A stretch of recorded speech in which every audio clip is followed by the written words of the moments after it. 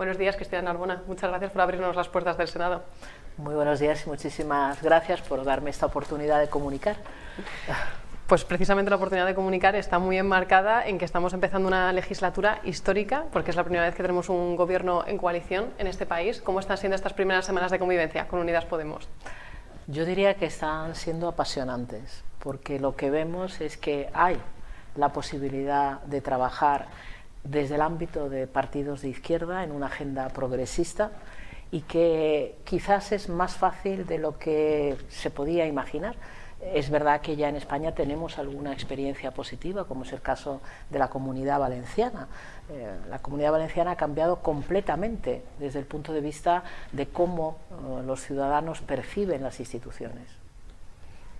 Entonces, la pregunta que yo le quería hacer es si en algún momento el Partido Socialista ha visto el tener que hacer la coalición con Unidas Podemos como un peaje, o más bien ahora lo están viendo como una oportunidad de realmente avanzar más deprisa con una sociedad mucho más consolidada y llegar a más gente.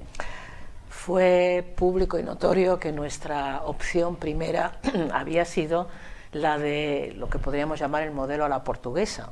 En la anterior etapa hicimos todo lo posible por convencer a Unidas Podemos de que se siguiera esa pauta, el gobierno en solitario y un partido más a la izquierda del Partido Socialista apoyando desde el Parlamento, como sucede en Portugal. Y después de las últimas elecciones lo que entendimos es que sí o sí la opción era trabajar juntos en un gobierno de coalición. Digamos que hemos hecho de la necesidad virtud y nos está saliendo bien. O sea, que están contentos ahora con sí. esto.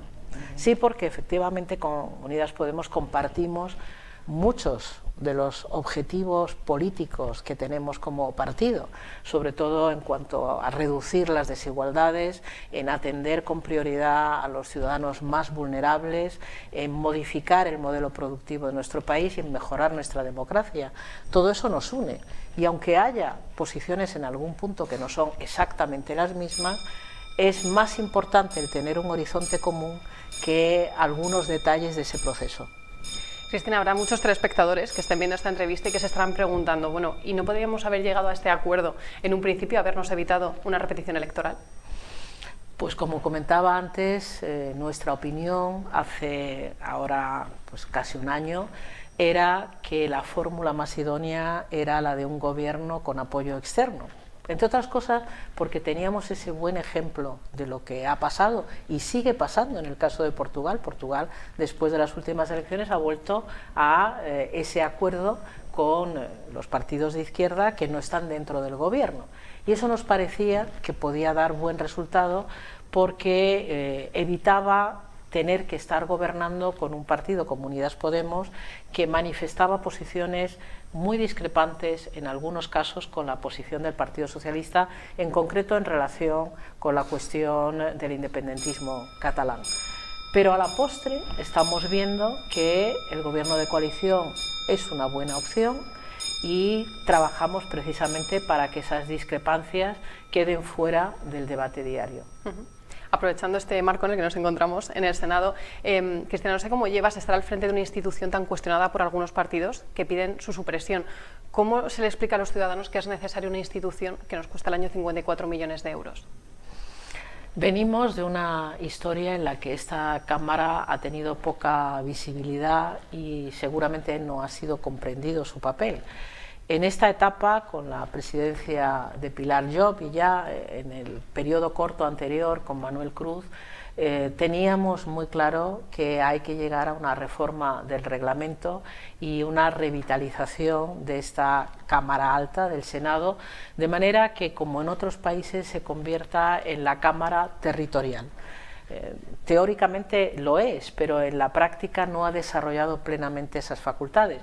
Y en un país que es casi ya un país federal, es muy bueno que exista una Cámara que se dedique en primer lugar a analizar los retos territoriales. Por ejemplo, en estos días hemos constituido aquí en el Senado una comisión específica sobre la despoblación y el reto demográfico, que es una cuestión que preocupa y mucho a tantos españoles y españolas que viven en el medio rural. O sea que, al hilo de lo que está diciendo, el Senado puede desarrollar en esta legislatura, ser un poco como el epicentro donde se va a intentar buscar la normalización territorial, que me imagino que estarán pensando a largo plazo en tener que tomar algunas medidas y en tener que hacer algunos cambios en algunos de los estatutos, etcétera. No lo sé si nos estamos avanzando mucho, pero se va a utilizar el Senado como epicentro. En el Senado está ya previsto que se celebren las conferencias de presidentes de las comunidades autónomas con el presidente del gobierno. Está previsto que se revitalice una comisión que existe aquí, que es la Comisión General de las Comunidades Autónomas, que por cierto de las pocas veces que se ha reunido se hizo a propuesta de la ministra de Medio Ambiente cuando yo estaba en el gobierno de Zapatero. Y fueron sesiones muy interesantes porque hay muchas competencias que están transferidas a las comunidades autónomas y esa comisión de comunidades autónomas puede servir para contrastar cómo se desarrollan las competencias. Hicimos una sesión dedicada a la política del agua y otra a la gestión de los incendios, y yo tengo que decir que fueron de los días, porque fueron días enteros, más apasionantes desde el punto de vista del contraste de la responsabilidad de cada nivel de la administración. Cristina, ¿España crees que está preparada para asumir un modelo territorial federal? Prácticamente nuestro modelo autonómico es ya un modelo federal. Incluso en algunas cuestiones hay mayor descentralización, sobre todo en las políticas de gasto, las políticas del ámbito social, digamos, de lo que existe en países que son federales. ¿Qué es lo que nos falta? Nos faltan herramientas para hacer mucho más consistente lo que podríamos llamar la lealtad constitucional, lo que podríamos llamar la corresponsabilidad de todas las administraciones, y por supuesto en este país también tenemos que profundizar en la autonomía municipal y en la capacidad de los ayuntamientos de dar respuesta a los retos que tienen cada día. Por lo tanto, es desarrollar la Constitución que tenemos, que prevé efectivamente una serie de ámbitos distintos de responsabilidad política, y quizás en algún momento plantearnos algún cambio en nuestra Constitución. ¿Qué medidas más importantes espera poder abordar en esta legislatura en el Senado? En el Senado, como comentaba, se van a desarrollar encuentros tanto desde el punto de vista del presidente del Gobierno con los presidentes de las comunidades autónomas, como por sectores de actividad, pues políticas que están transferidas a las comunidades autónomas, debates dentro de la comisión específica sobre comunidades autónomas, y también esos encuentros que se realizan periódicamente entre el ministerio de turno con los consejeros. Por ejemplo, ahora mismo que tenemos el desafío del coronavirus, pues es muy posible que las reuniones del ministro de Sanidad con los consejeros se lleven a cabo en el Senado. Y ya como presidenta del Partido Socialista, sabemos que este nuevo gobierno ha establecido 4 ejes fundamentales de lo que va a consistir su política, y 2 de ellos, de los 2 más importantes, están la transición ecológica y el cambio del modelo productivo. Entonces usted, como presidenta del partido y como economista además, ¿nos puede dar algunas pautas o algunas explicaciones de en qué va a influir económicamente el desarrollo de la transición ecológica y el cambio del modelo productivo?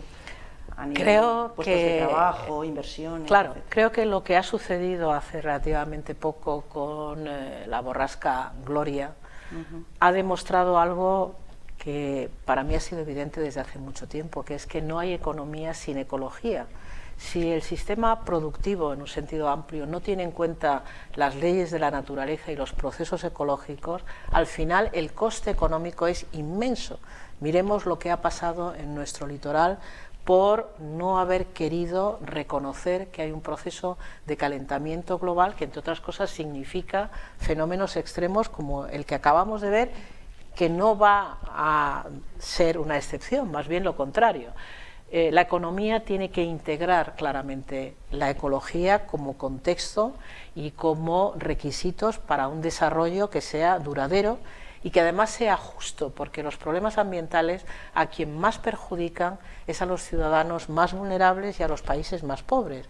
Luego, desde el punto de vista ético y desde el punto de vista de la posición del Partido Socialista, hemos llegado a integrar la sostenibilidad ecológica como una de nuestras señas de identidad. ¿Y eso qué requiere? Requiere que todos los sectores productivos comiencen un proceso de transformación precisamente para reducir la contaminación. La contaminación mata, aunque haya quien no lo crea.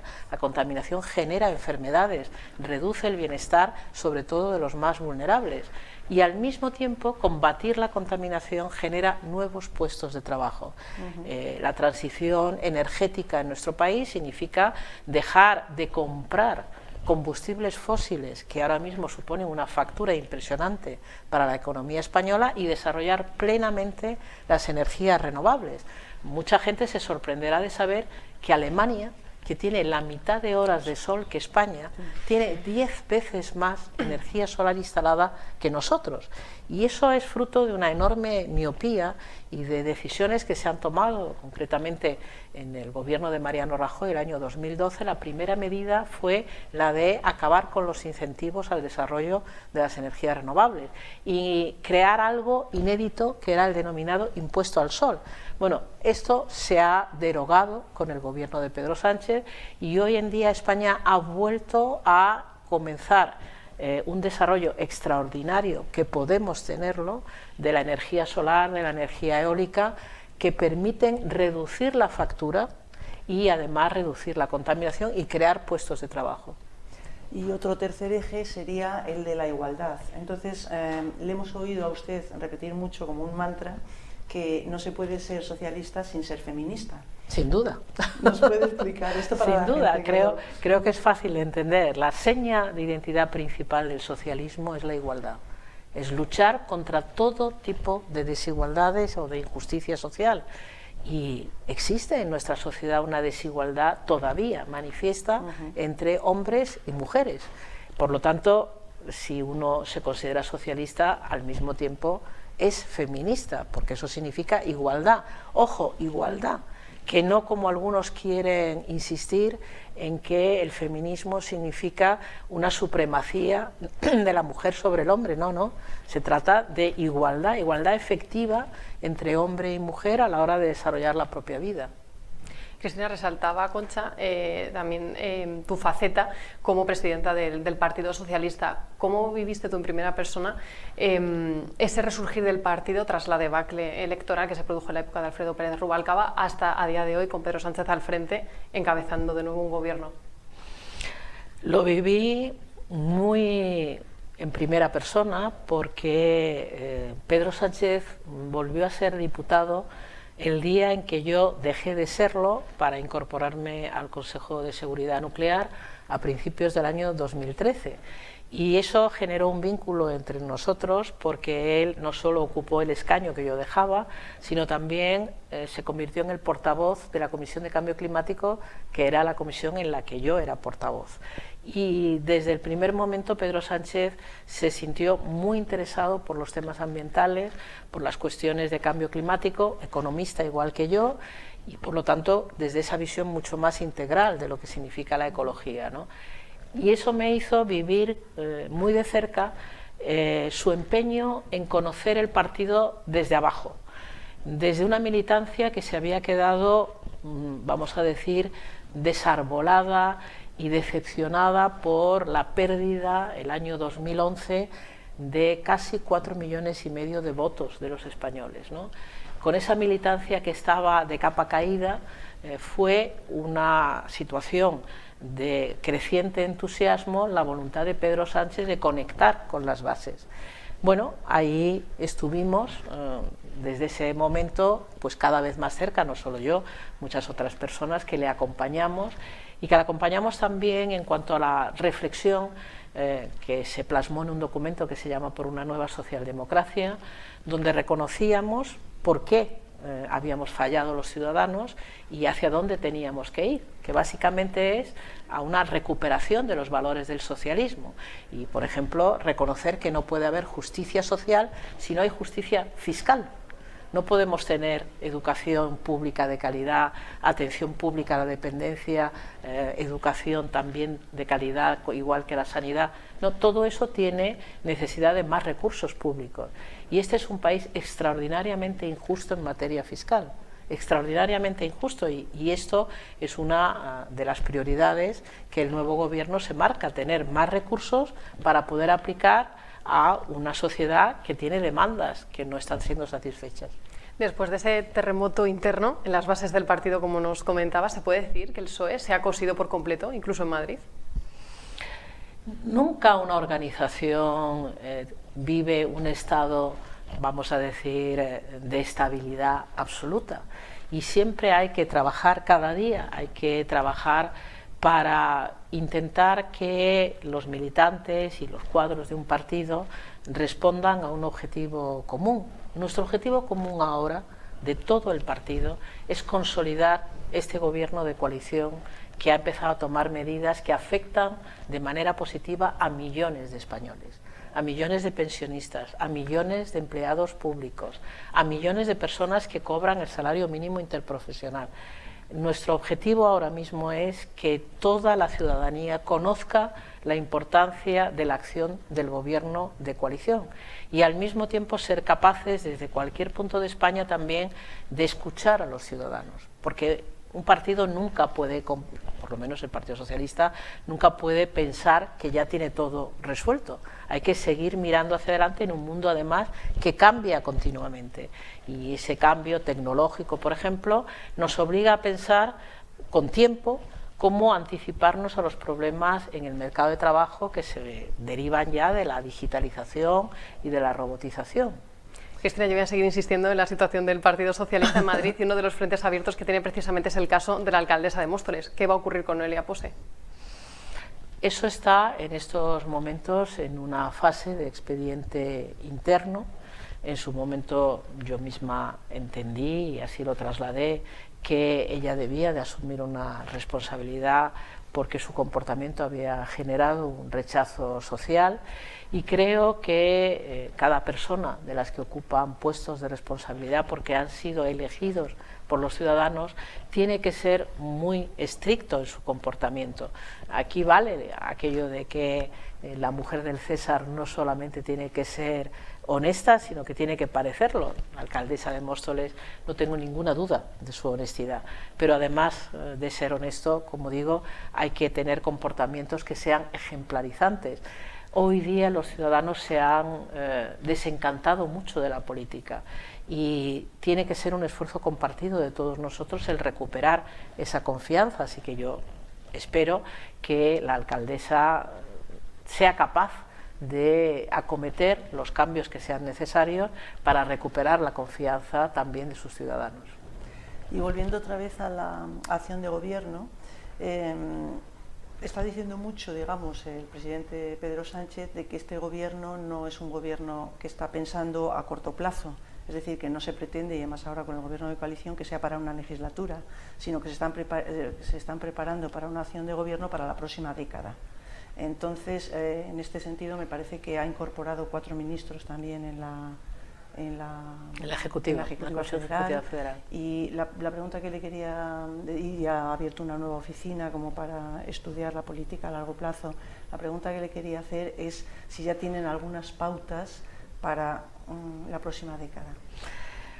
En primer lugar, la próxima década hasta el año 2030 es un horizonte al que estamos comprometidos como país, como gobierno, dentro de la Agenda 2030 de Naciones Unidas, que supone 17 objetivos de desarrollo sostenible, todos ellos muy interconectados entre sí, que nos hacen trabajar con ese horizonte que efectivamente va más allá de una legislatura. Las transformaciones sociales, económicas, en el ámbito ambiental van a requerir más de 4 años y lo importante es que en esta legislatura se pongan las bases para poder seguir en la dirección correcta. El hecho de que haya 4 ministros que ahora formarán parte de nuestra Comisión Ejecutiva Federal no es tan novedad como pudiera parecer, porque ya teníamos dentro de nuestra Ejecutiva Federal a la vicepresidenta primera del Gobierno, a Carmen Calvo, y teníamos también al ministro ahora de Transportes, Movilidad y Agenda Urbana, que es al mismo tiempo secretario de Organización. Tenemos alcaldes y alcaldesas, el alcalde de Valladolid, la alcaldesa de Toledo. Nuestra Comisión Ejecutiva Federal es un órgano con un fuerte componente político e institucional que se ve reforzado con la entrada de algunos ministros. Por cierto, el de Cultura ya era miembro de la Ejecutiva Federal, Uribe, pero el hecho de que esté, por ejemplo, la ministra de Hacienda, creo que nos permitirá esa conexión entre la labor del gobierno y la labor del partido en todo el territorio, que antes señalaba que es fundamental para que los ciudadanos entiendan lo que se está haciendo, las decisiones que se están tomando, y al mismo tiempo seamos correa de transmisión hacia el gobierno, que mantengamos esa tensión que es muy, muy importante para una organización política. Muy bien.